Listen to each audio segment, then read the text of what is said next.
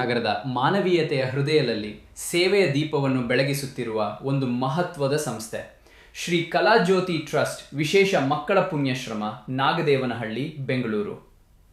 ಈ ಟ್ರಸ್ಟ್ ಹಲವು ವರ್ಷಗಳಿಂದ ಧಾರ್ಮಿಕ, ಸಾಮಾಜಿಕ, ಶೈಕ್ಷಣಿಕ ಹಾಗೂ ಸಾಂಸ್ಕೃತಿಕ ಕ್ಷೇತ್ರಗಳಲ್ಲಿ ಅಪ್ರತಿಮ ಸೇವೆಯನ್ನು ಸಲ್ಲಿಸುತ್ತಾ ಸಮಾಜದ ಅಸಹಾಯಕರಿಗೆ ಆಶ್ರಯವಾಗಿ ಆಶಾ ಕಿರಣವಾಗಿ ಬೆಳಗುತ್ತಿದೆ.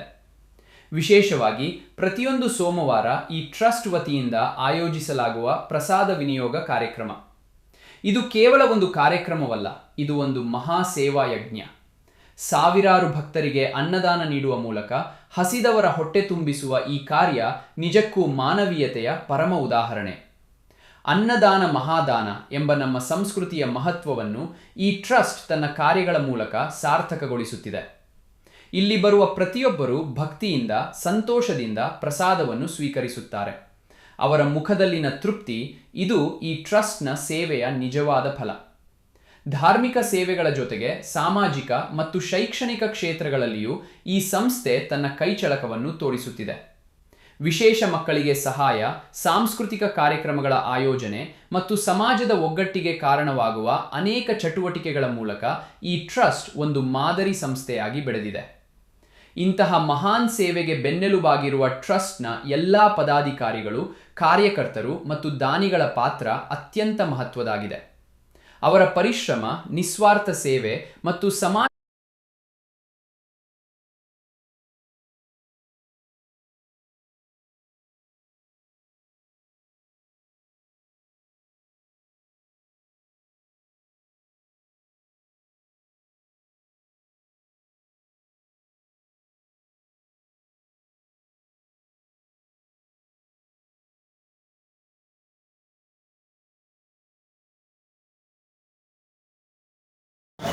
ನನ್ನ ಹೆಸರು ಸುನಿಲ್ ಅಂತ.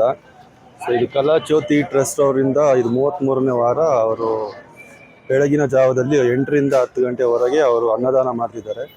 ಸತತವಾಗಿ ಇವರು ಗ್ಯಾಸ್ ನಾವು ನೋಡ್ತಾ ಇರೋದ್ರಿಂದ ಗ್ಯಾಸ್ ಎಷ್ಟೋ ಟ್ರಬಲ್ ಇರೋದ್ರಿಂದ ಇದರಲ್ಲೂ ಕೂಡ ಇವರು ಎಲ್ರಿಗೂ ದಾನ ಧರ್ಮ ಎಲ್ಲ ಮಾಡ್ತಾ ಇದ್ದಾರೆ.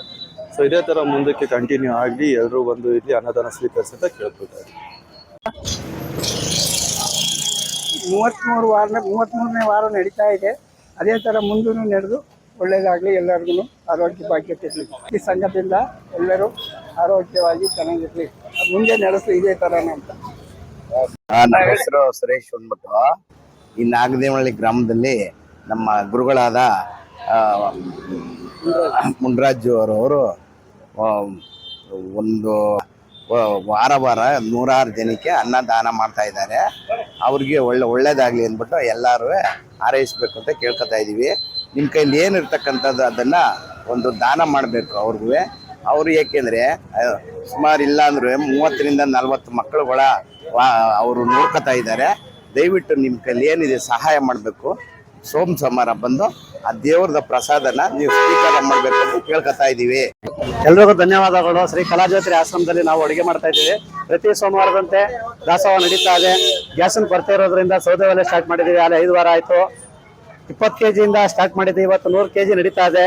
ಪ್ರತಿ ಸೋಮವಾರ ಬೆಳಗ್ಗೆ 8 ಗಂಟೆ ಸ್ಟಾರ್ಟ್ ಮಾಡಿದ್ರೆ 10:30 ಗಂಟು ಅನ್ನದಾನ ನಡೀತಾ ಇರುತ್ತೆ. ಗ್ಯಾಸ್ ಕೊರತೆ ಇರೋದ್ರಿಂದ ಸೌದೆ ಒಲೆಯಲ್ಲಿ ಅಡುಗೆಯನ್ನು ಮಾಡುತ್ತಿದ್ದೇವೆ. ಹೆಚ್ಚಿನ ಸಂಖ್ಯೆಯಲ್ಲಿ ಜನ ಸೇವೆಯನ್ನು ಮಾಡತಕ್ಕದ್ದು. ನಾವು ಅಡುಗೆಯನ್ನು ಆಲೆ ಪ್ರತಿ ಸೋಮವಾರದಿಂದ ಅಡುಗೆಯನ್ನು ಮಾಡುತ್ತಿದ್ದೇವೆ. ನಾವಿದೆ ಕಲಾಜ್ಯೋತಿಯಲ್ಲಿ ಅಡುಗೆ ಭಟ್ರು. ಧನ್ಯವಾದಗಳು. ಎಲ್ರಿಗೂ ನಮಸ್ಕಾರ. ನನ್ನ ಹೆಸರು ಮುನಿರಾಜ್ ಅಂತೇಳಿ ಶ್ರೀ ಕಲಾಜ್ಯೋತಿ ಟ್ರಸ್ಟ್ ವಿಶೇಷ ಮಕ್ಕಳ ಪುಣ್ಯಾಶ್ರಮದ ವತಿಯಿಂದ ಪ್ರತಿ ವಾರವೂ ಕೂಡ, ಇದು 33ನೇ ವಾರ, ಪ್ರತಿ ವಾರವೂ ಕೂಡ ಪ್ರಸಾದ ವಿನಿಯೋಗ ಕಾರ್ಯಕ್ರಮವನ್ನು ಹಮ್ಮಿಕೊಳ್ತಾ ಬಂದಿದ್ದೀವಿ.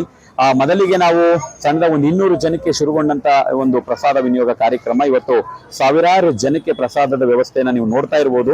ಸಾವಿರಾರು ಜನರು ಬೆಳಗ್ಗೆ 8 ಗಂಟೆಗೆ ಶುರು ಆದರೆ 9:30 ತನಕ 1.5 ಅವರಲ್ಲಿ ಸುಮಾರು ಸಾವಿರಾರು ಜನ ಇಲ್ಲಿ ಊಟ ಮಾಡುವಂಥದ್ದು. ಯಾಕೆಂದ್ರೆ ಇವತ್ತು ಹೋಟ್ಲುಗಳಲ್ಲಿ ದುಡ್ಡು ಕೊಟ್ಟರು ಕೂಡ ಊಟ ಸಿಗ್ತಾ ಇಲ್ಲ, ಗ್ಯಾಸ್ ಕೊರತೆ ಇದೆ. ಆದ್ರೂ ಕೂಡ ನಾವು ಸೌದೆ ಒಲೆಯಲ್ಲಿ ಅಡುಗೆಯನ್ನ ಮಾಡಿ ಪ್ರಸಾದದ ವ್ಯವಸ್ಥೆಯನ್ನ ಪ್ರತಿ ವಾರವೂ ವಿಶೇಷವಾಗಿ ಒಂದೊಂದು ತರದ ಭೋಜನದ ವ್ಯವಸ್ಥೆಯನ್ನ ಮಾಡ್ತಾ ಇದೀವಿ. ಏಕೆಂದ್ರೆ ಮನುಷ್ಯನ ನಾವು ಊಟದಿಂದಲೇ ತೃಪ್ತಿಪಡಿಸೋದಕ್ಕೆ ಸಾಧ್ಯ, ಅಷ್ಟೇನೆ, ಅದು ಬಿಟ್ಟರೆ ಏನೂ ಇಲ್ಲ. ಮತ್ತೆ ಇಲ್ಲಿ ನಮ್ಮಲ್ಲಿ ಡ್ರೈವರ್ಗಳಾಗಿರ್ಬೋದು, ಮತ್ತೆ ಪೋರ್ಟರ್ಗಳು, ಅಲ್ಲಿ ಸ್ವಿಗ್ಗಿ ಝೊಮ್ಯಾಟೋದಲ್ಲಿ ವರ್ಕ್ ಮಾಡುವಂಥವ್ರು, ಸೆಕ್ಯೂರಿಟಿಗಳು, ಈ ತರದವರು ಹಲವಾರು ವರ್ಗದ ಕಡುಬಡವರು ಮತ್ತೆ ಭಿಕ್ಷುಕರುಗಳು, ಈ ತರ ಏನ್ ಹೇಳ್ತಾರೆ ಅಂಥವ್ರು ಎಲ್ಲರೂ ಕೂಡ ಇಲ್ಲಿ ಬಂದು ಪ್ರಸಾದದ ವ್ಯವಸ್ಥೆಯನ್ನ ಪಡ್ಕೊಳ್ತಾ ಇದ್ದಾರೆ. ಪ್ರತಿ ವಾರವೂ ಇದು ನಿರಂತರವಾಗಿ ನಡೀಲಿ ಅನ್ನೋದು ನಂದು ಕೂಡ ಒಂದು ಆಶಯ. ಯಾಕೆಂದ್ರೆ ಪ್ರತಿಯೊಬ್ರು ಇದು ದಾನ ಧರ್ಮ, ಒಂದಷ್ಟು ಜನ ಇದಕ್ಕೆ ಕಾಣದ ಕೈಗಳು ಸೇವೆಯನ್ನ ಮಾಡ್ತಾ ಇದ್ದಾರೆ. ಆ ಒಂದು ಸೇವೆಯನ್ನ ತೆಗೆದುಕೊಂಡು ಹಸಿದವರಿಗೆ ಹೊಟ್ಟೆಯನ್ನ ತುಂಬಿಸುವಂತ ಶ್ರೇಷ್ಠ ಕೆಲಸ. ಹಾಗೆ ಅನ್ನಂ ಪರಬ್ರಹ್ಮ ಅಂತ ಹೇಳ್ತೀವಿ, ದಾನದಲ್ಲೂ ಅನ್ನದಾನವೇ ಶ್ರೇಷ್ಠ ಅಂತ ಹೇಳ್ತೇವೆ. ಅದು ನಿರಂತರವಾಗಿ ನಡೀಲಿ ಅನ್ನೋದೇ ನನ್ನ ಆಶಯ ಸರ್. ತುಂಬಾ ಖುಷಿ ಆಗ್ತಾ ಇದೆ ಈ ಒಂದು ಸೇವೆಯಿಂದ. ಯಾಕೆಂದ್ರೆ ಇದು ಬೇರೆ ಬೇರೆ ಆಶ್ರಮಗಳು ನೀವು ನೋಡಿರ್ಬಹುದು, ಬರೀ ಇನ್ಕಮಿಂಗ್ ನೋಡ್ತಾ ಇರ್ತವೆ, ಸೋರ್ಸ್ ಬಂದಿದ್ದನ್ನ ಮಾತ್ರ ನೋಡ್ತಾ ಇರ್ತಾರೆ. ಆದ್ರೆ ನಮ್ಮ ಟ್ರಸ್ಟ್ ಶ್ರೀ ಕಲಾಜ್ಯೋತಿ ವಿಶೇಷ ಮಕ್ಕಳ ಆಶ್ರಮ ಆ ತರ ಅಲ್ಲ. ನಾವು ಕಷ್ಟದಲ್ಲಿದ್ರು ಇನ್ನೊಬ್ರಿಗೆ ಹೊಟ್ಟೆಯನ್ನು ತುಂಬಿಸಿ ನಾವು ಕೂಡ ಖುಷಿ ಪಡೋದಿದೆಯಲ್ಲ, ಇದು ನಮಗೆ ತುಂಬಾ ಸಂತೋಷ, ಖುಷಿಯನ್ನ ತಂದಿದೆ. ಹಾಗೂ ಕೂಡ ಭಗವಂತನ ಕೃಪೆಯಿಂದ ನಾವು ಆರಾಮಾಗಿದ್ದೀವಿ. ದೇವರ ಆಶೀರ್ವಾದದಲ್ಲಿ ನಿರಂತರವಾದಂತ ಪ್ರಸಾದ ವಿನಿಯೋಗ ನಡೀತಾ ಇದೆ ಸರ್. ಇನ್ನೂ ದೇವರು ನಮಗೆ ಹೆಚ್ಚೆಚ್ಚು ಸೇವೆ ಮಾಡೋದಕ್ಕೆ ಅವಕಾಶವನ್ನ ಮಾಡಿಕೊಡ್ಲಿ ಅಂತೇಳಿ ನನ್ನ ಆಸೆ ಸರ್. ನಮಸ್ತೆ.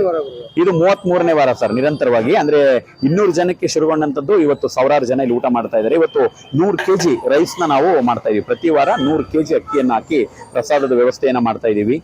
ಈ ಒಂದು ಪ್ರಸಾದದ ವ್ಯವಸ್ಥೆಗೆ ಯಾವುದೂ ಕೊರತೆ ಇಲ್ದಂಗೆ ದೇವರ ಅನುಗ್ರಹದಿಂದ ನಡ್ಕೊಂಡು ಹೋಗ್ತಾ ಇದೆ ಸರ್. ಯಾವುದಕ್ಕೂ ತೊಂದರೆ ಆಗ್ತಾ ಇಲ್ಲ, ಚೆನ್ನಾಗಿ ನಡೀತಾ ಇದೆ ಸರ್.